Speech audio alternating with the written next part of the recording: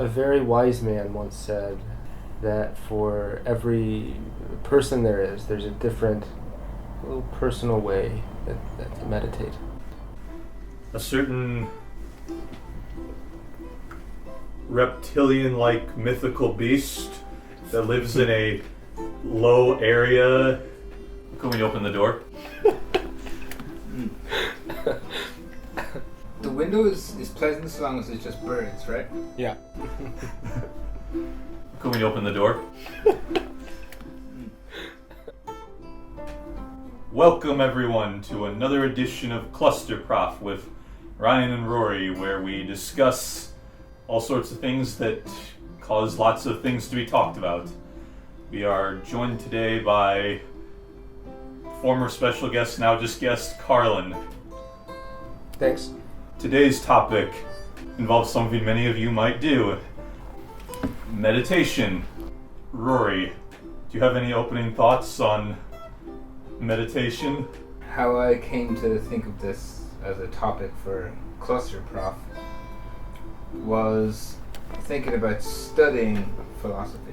Philosophy as a discipline, as an academic discipline. Should there be a practical element? Should students be led in the practice of thinking? And this could be meditation. This could be being taken on walks, or maybe being exposed to nature. It could be a sensory deprivation tank. All sorts of thinking practices. But I guess the one that, or a term that could be used to encapsulate these is meditation in a broad sense. And the word meditation, say used by philosophers, you see it from people we talked about before in this podcast and traditions that we've talked about before, like Marcus Aurelius, the Stoic, of course Buddhism, Taoism, also say Descartes, who maybe we haven't talked about before, but he has his meditations. So yeah, what does this word mean? What can it mean? What is the scope of this word? That guiding question for me is it a part of philosophy? Or is it none of your business how I think? Give me the content. How I think is none of your business, says the student to professor. No, I think this is a really important question about it's something that I've wrestled with throughout all of my time in academia, and I mean, we had a conference kind of about this topic, a bit of theory versus practice, and like what's a good split? As a student of philosophy, are you a philosopher? And how do you practice philosophy? It's true that there really aren't, like, they don't teach you how to be a philosopher in philosophy classes. They don't train you how to think really, even though at least in the States people always say that this is the point of college, is to it's not to teach you anything specific, but to teach you how to think in general. And is this so different from the idea that you have now of meditation in a broad sense? I think at its core maybe not so different, but the way that it plays out is very different. And I'm not sure why exactly. Maybe something to do with like the institution of the university and how that operates to, at least university today, there has to be some sort of economic output, and to teach a person how to think in the sense that you're speaking about doesn't exist. One of my questions would be about the value of meditation. How do we value meditation? Should we? And how? Okay, so Descartes, Marcus Aurelius, Buddhism, Taoism. Well, okay, maybe this is from the way meditation is often perceived by the media or just even academia or whatnot. But Buddhism seems to be the most clear. Yes, this is meditation going on, but like Descartes and Marcus Aurelius, what they seem to be doing in their conceptions of what is a meditation is they're kind of reflecting on something and then writing it down. But many other philosophers probably did something very similar, like Hume or Bertrand Russell or Marx or Sartre, any of them might have done something similar, but we don't call what they were doing a meditation. Yeah. I'm curious, is there something special about meditation beyond just like reflection? Yeah, the word, like Ryan said, the word meditation mightn't be used to describe this act of thinking that all thinkers do, but presumably they each have maybe habits or times in which they think. It might be a shower. I mean, is showering a form of meditation? Funny you say that, because I had a philosophy professor in undergrad who said she did her best thinking while taking a shower. So possibly, I mean, Marcus Aurelius seems to have done a lot of his reflecting in the morning, and Descartes seems to have done a lot of his in the nighttime. This is a bit of a jokey debate about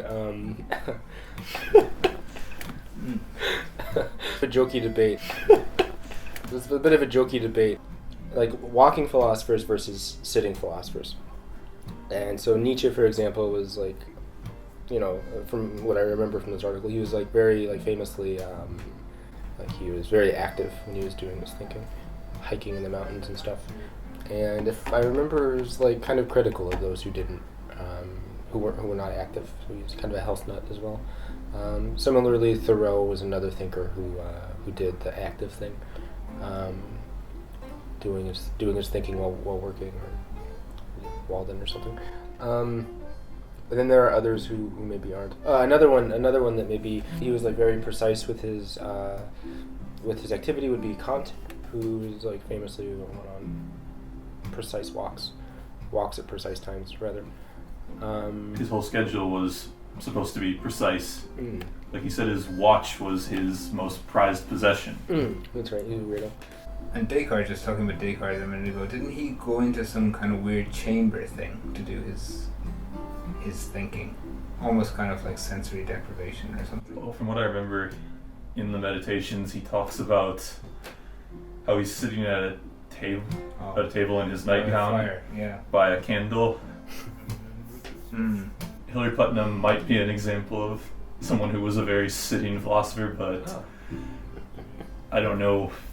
Bertrand Russell was a guy who seemed to be very active throughout his life. He's a part of that analytic crowd too. Yeah, it seems like there's maybe like an unspoken camps, or like unwritten camps of philosophers who are very active. And so just people off the top of my head, like people who are engaged in maybe martial arts would be like Roger Ames was a martial artist. There's an existentialist named Gordon Marino who was a boxer when he was young.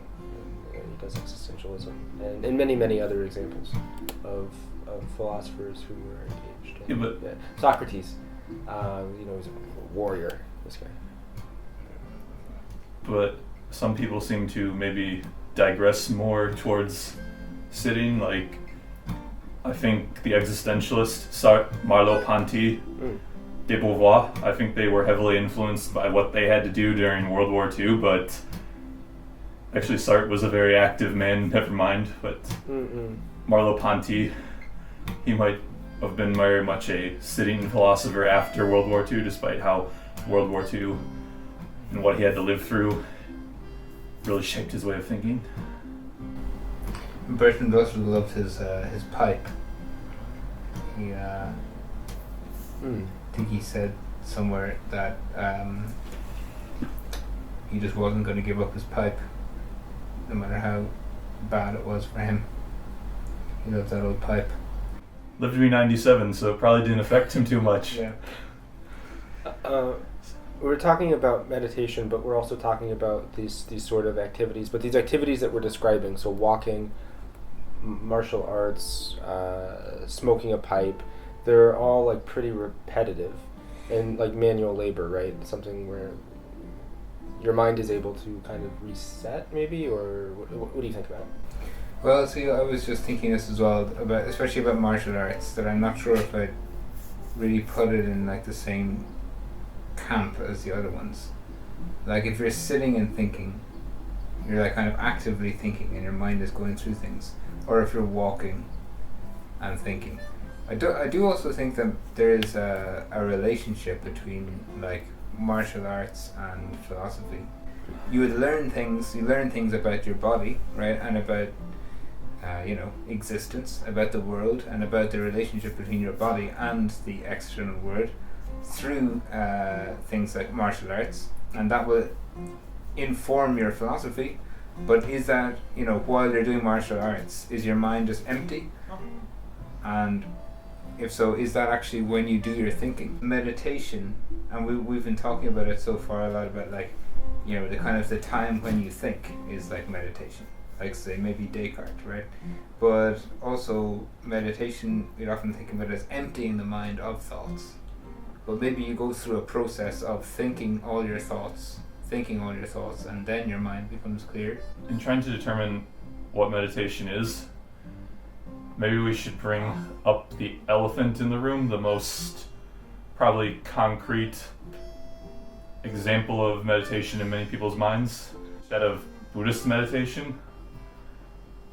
Like, I feel as if many people would consider the Buddhist to be like a Buddhist monk just sitting in a cave or something, meditating for hours on end, as like the most stereotypical example of what meditation is.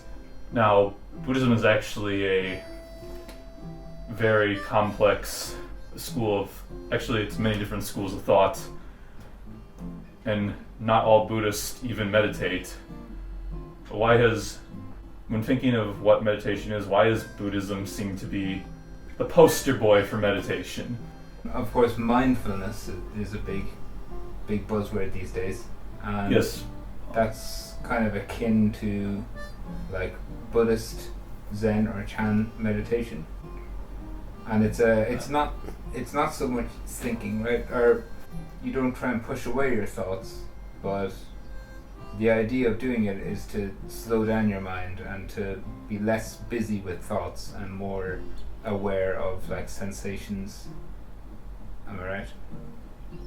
To a certain degree, although there are forms of mindfulness where you're trying to actually not focus on one thing, but take in as much of your surroundings, the smells you might not have smelled otherwise, the sights you might not have otherwise looked at, the sounds you might not have otherwise heard, etc. Yeah, so this is quite different to contemplation. So what is the point or the purpose of meditation, or is there one? Well, if we're going to talk about it from a Hindu or Buddhist perspective, the different schools will have different reasons for doing it. I don't know why it's so important to Zen Buddhists, for instance, but I know there's a school of Hinduism where you're trying to supposedly eradicate all of your thoughts. Some Hindus might do it to get closer to a specific deity, and there's a lot in Hinduism. In Vajrayana Buddhism, the Buddhism of Tibet and Mongolia, you have Tantra, where you're reflecting heavily on the taboo subjects of sex, violence, and death. Apparently there's a tantric practice where you imagine first people who are really close to you are being tortured, then you imagine people who are less closer until eventually you get to people who you just hate, who have passion, and apparently this makes you feel more empathy towards people. Maybe why like mindfulness and meditation practices are becoming and have become like very popular in the West, like in America and Europe, is probably kind of like health and well-being.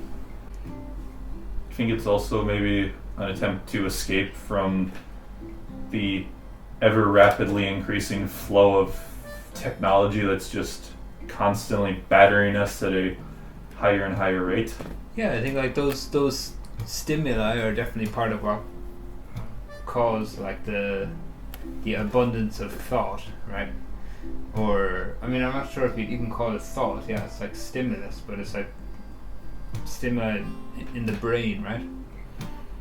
And it affects our sleep. Like if we're working all day on computers, and there are lots of thoughts going through our minds, and stress as well. And stress would be linked to these thoughts.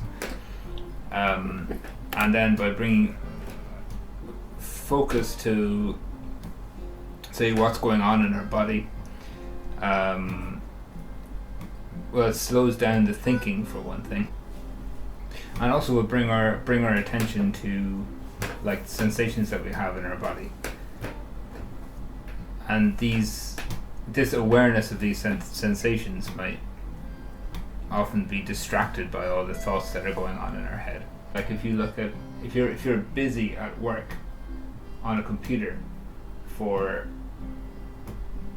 12 hours, let's say, and then you need to go to bed soon, it's maybe going to be pretty hard to like switch off, especially if you've been doing that kind of taxing like mental work while you're on the computer. A lot of that mental activity is going to be still going on.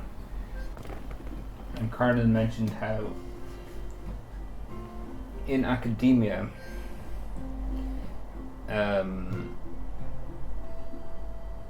there's kind of a pressure for what students learn to be geared towards the economy, right? Yeah.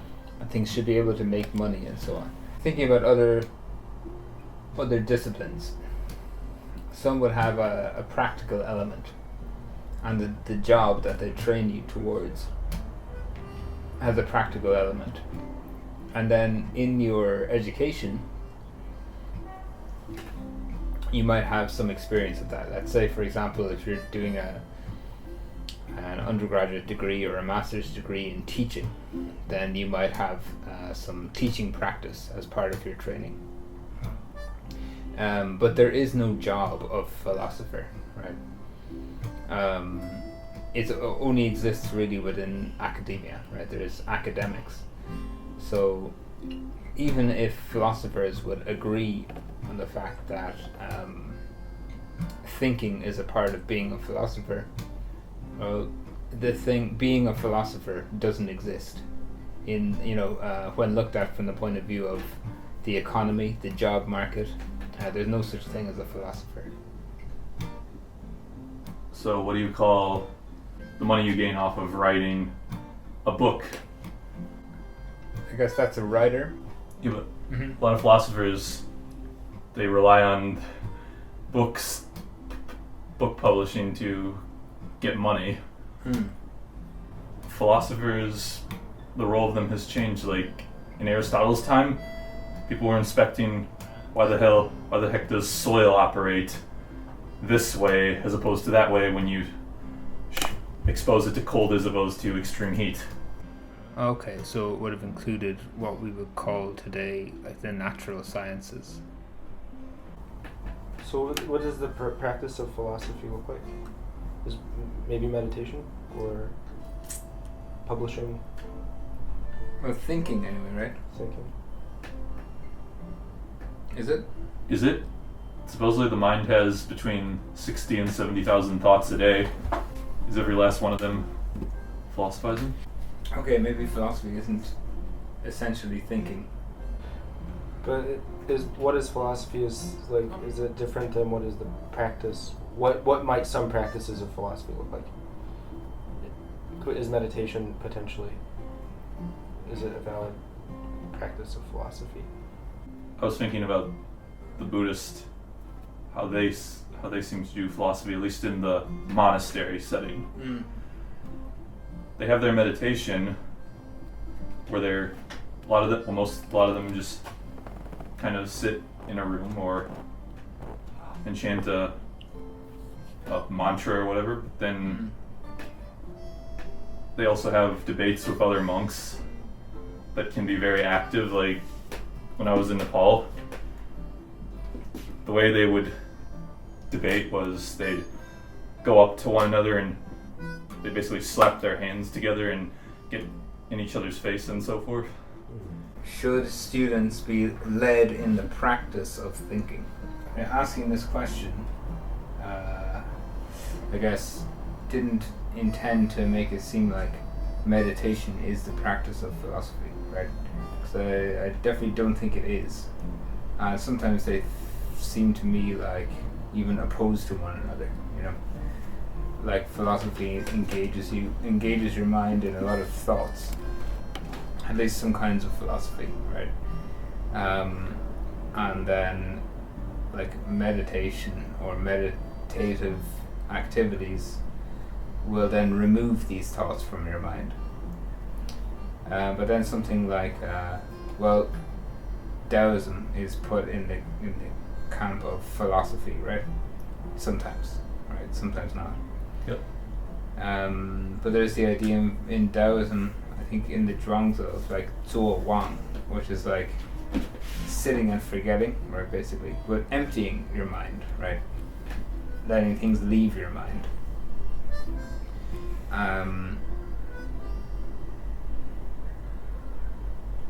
But it does something for your philosophical mind as well, right?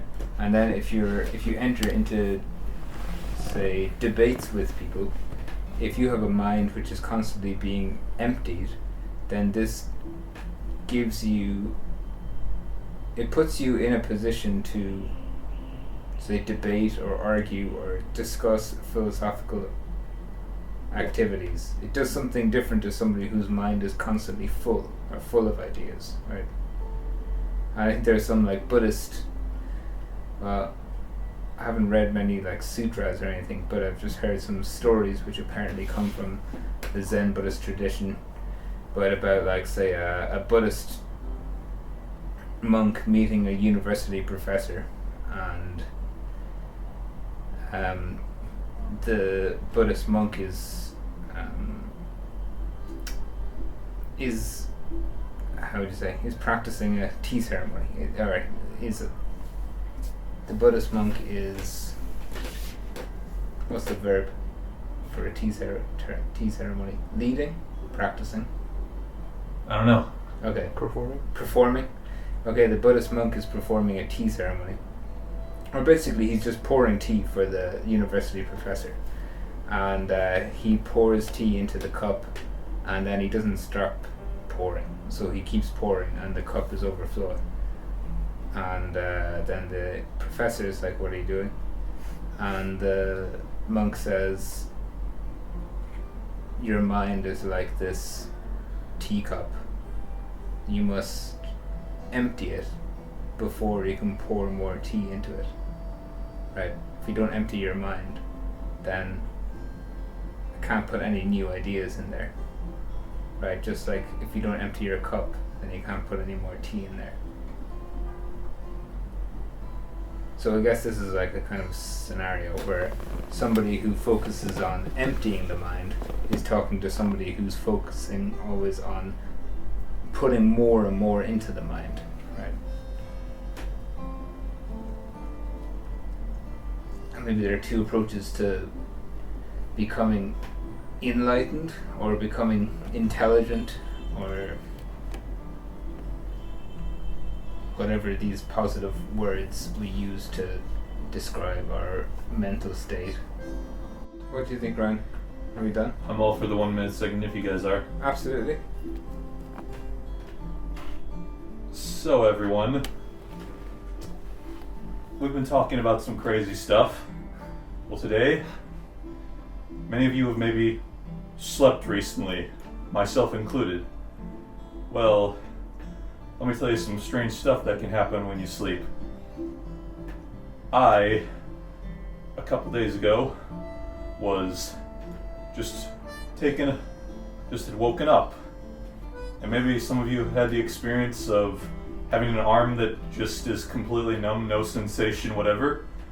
Well, I had something really bizarre. I felt maybe I was hallucinating, but I saw what appeared to be a second arm coming off of my arm. And when I tried to move my arm using the part of my arm that still had sensation, both arms would move, but only the one that wasn't actually there was having the sensation. And then eventually my hand's numbness came back. But in that time, it was just really freaking scary. So guys, next time you have numbness in your arm, don't look at it because you might see a second arm and that is full of sensation, and then you won't want to do anything except for hide in the closet for the rest of your life. Now that you mention it, you've still got 3 arms. Oh! That weird arm is still there. Shoot. Better go to the doctor to have it amputated with his illusionary saw. Better get your brain checked out while you're there. Oh yeah.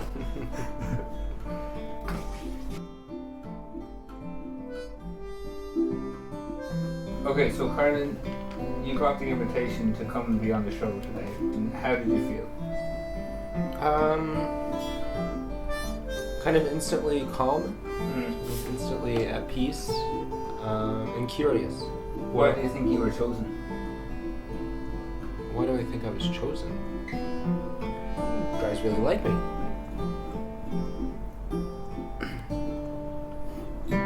Sometimes. Okay.